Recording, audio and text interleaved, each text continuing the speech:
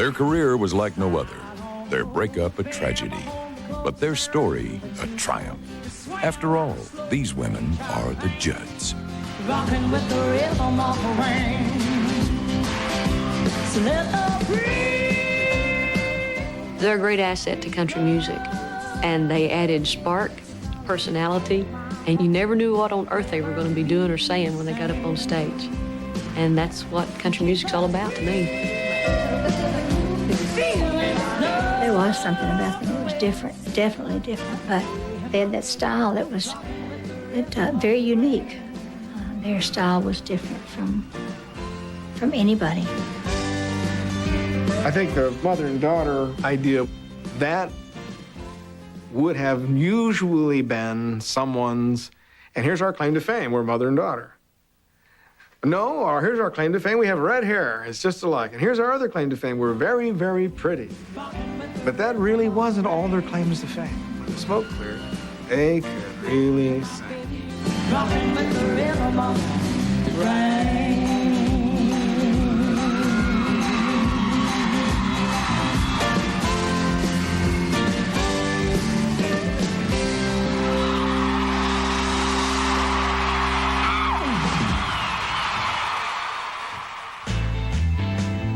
From the start, they had a style that was hard to define.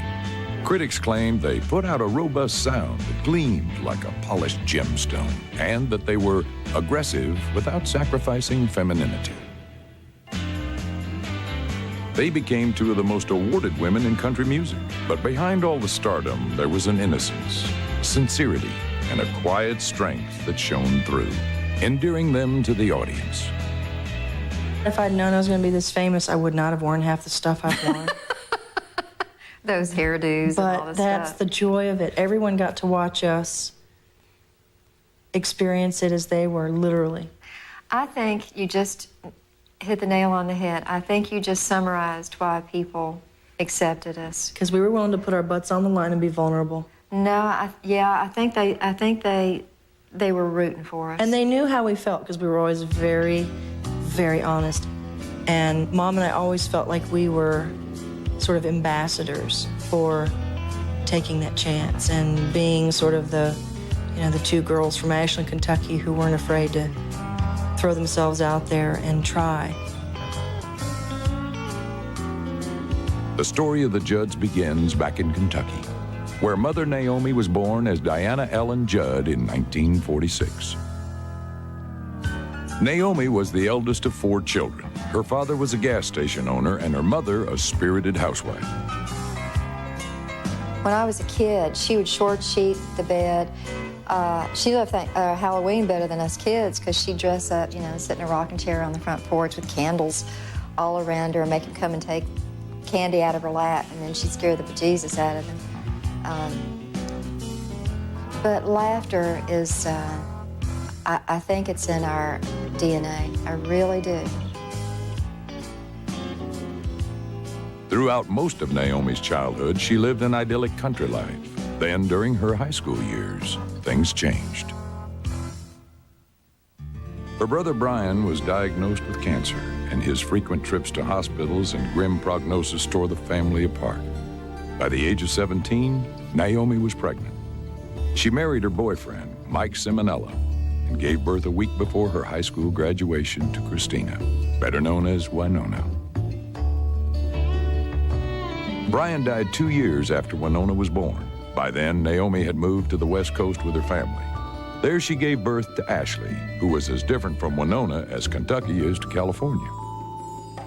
And I think this really says it in one sentence. Winona was born with clenched fists. Ashley was born with open hands, and I was born with working hands. Winona is always arm wrestling the universe. She's so emotional, so dramatic. And she feels things to an extreme, and she flashes like lightning. The lives of the Judd women have been anything but conventional.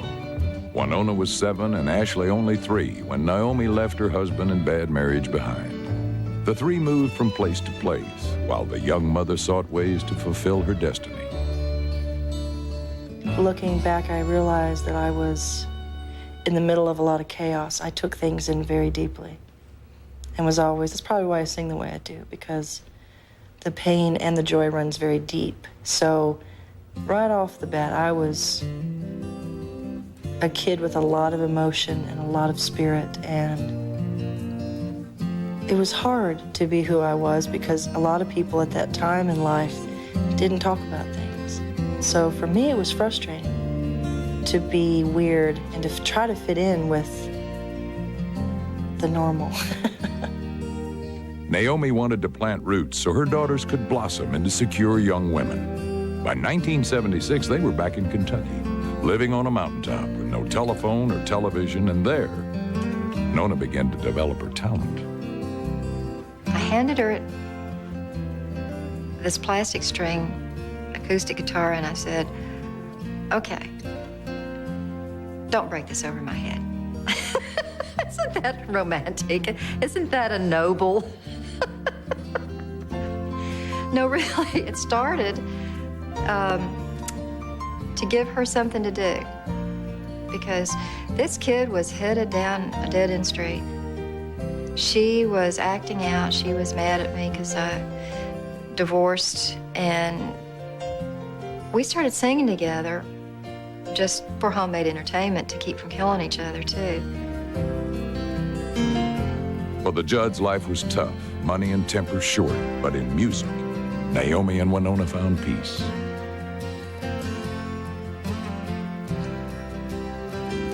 Music was what I had that no one could take from me.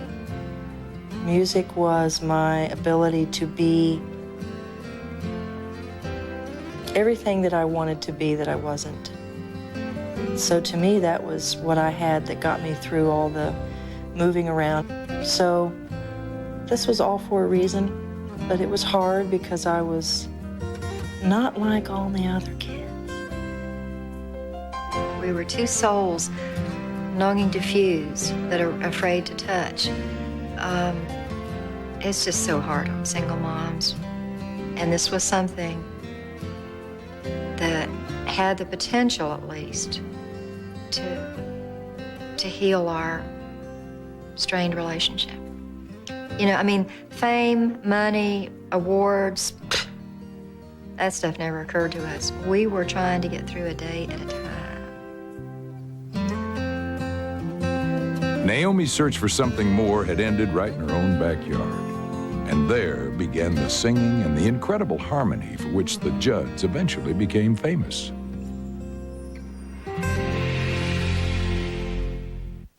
The Life and Times of the Judds returns in a moment on CMT.